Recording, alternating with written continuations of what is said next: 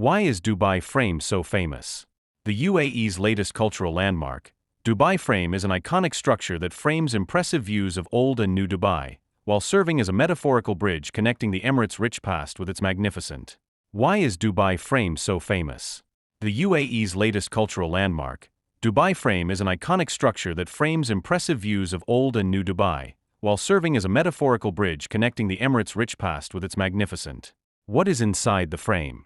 The Dubai Frame is a towering architectural monument in Dubai, consisting of two vertical towers 492 feet high, connected by a bridge-like structure, forming a massive frame.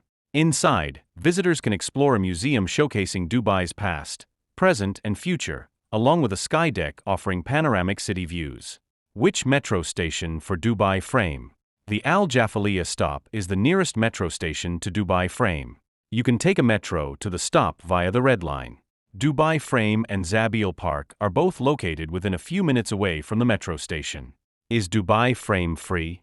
Tickets are priced at just AED 50 for adults, AED 20 for children, and kids under 3 go free.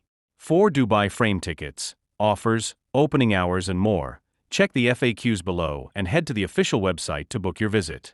Thank you for watching the video. Please subscribe, support, and follow the channel.